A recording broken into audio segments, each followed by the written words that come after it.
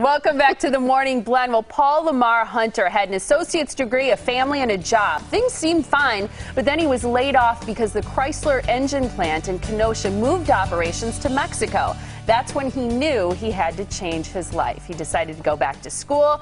Nobody, in fact, in his family had ever earned a 4-year degree. His own mother even told him he'd never amount to much. Now, with a degree in hand, he wrote this book, No Love, No Charity, The Success of the 19th Child. We're thrilled to welcome Paul Lamar Hunter to the Morning Blend and talk about this 19th position out of 21 children in 21 years. Well, all with the same mother. All the same woman. Okay, the youngest is 40, the oldest is 61. So every year for 21 years, your mother had a baby. Yes, she did have a baby.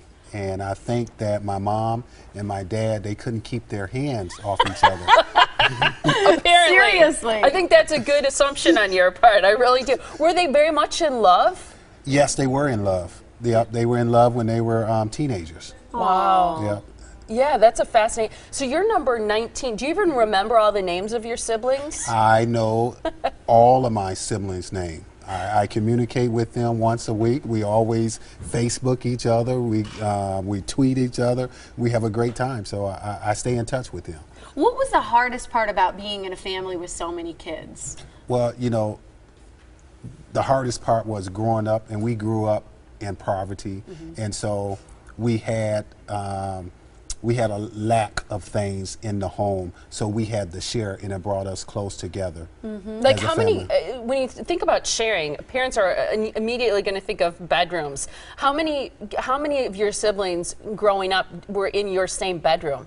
Well, see, when my mom was pregnant with the 14th child, they were living in a 2-bedroom house at that particular time. They were not. Wow. Yes, and so somehow the word got back to the Racine County Sheriff, and they came out to evict my mom because there was too many people living in the home. Unfortunately, my mother had to move, but someone gave my mom an 18-bedroom house for just $1. No way. Yes, they did, and that house was a blessing to us, but 2 years later, it was engulfed into flames, and I lost one of my siblings, and I survived myself. But you know, like I stated, that it's been a tragedy and came from poverty, but you know, things are looking up at this particular time. You have an amazing story, Paul. I mean, it's truly incredible. What led you to go back to college and to write this book? Well, I wanted to share my experience of growing up in a adversity situation, and I didn't have a father. I didn't have a mentor in my life when I was growing up. And as a basketball coach, I noticed coaching young girls and young men that they did not have a mentor. Their parents would not show up at the games or wouldn't be involved in their academics. So I wanted to share my experience, but thank God that guys came into my life like Larry McGee, Mike Morharn, which is our attorney. He was very good to me, and he mentored me. That mentoring, yeah, is so important, I think, and especially like you said, I mean, it's very common that not all children have both parents present in the household these days, and to have somebody step in and parent or be a mentor or be somebody who's just helpful in that situation, I think is so important. What does the title No Love, No Charity mean to you? Where did that come from? Well, it came from